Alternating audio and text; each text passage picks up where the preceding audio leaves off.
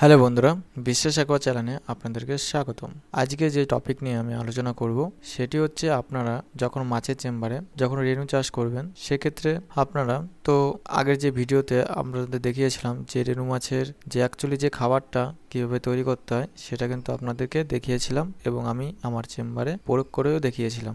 এবং একটা বিশেষ জিনিস আপনাদের আজকে দেখাবো, সেটি হচ্ছে এই যে খোল দেখতে পাচ্ছেন, এই খোল কিন্তু আমি ভিজিয়ে রেখেছি। ভিজিয়ে রাখার পরে এবার এই খোলটি কিন্তু আমি মাছের চেম্বারে প্রয়োগ করব।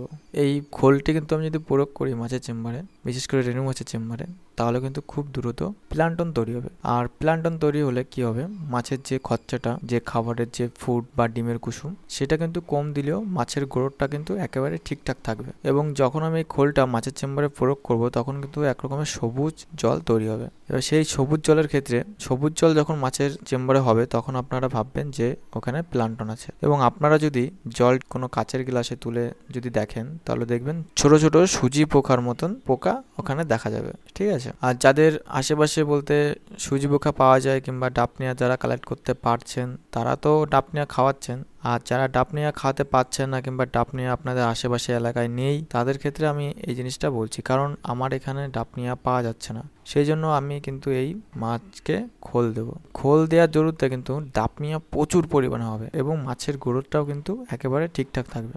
যেদিন আপনারা মাছের চেম্বারে এই খোলটি প্রয়োগ করবেন সেদিন কিন্তু মাছকে আর অন্য কিছু খাবার দেওয়া যাবে না, এটা কিন্তু আপনাদের একটু মাথায় রাখতে হবে।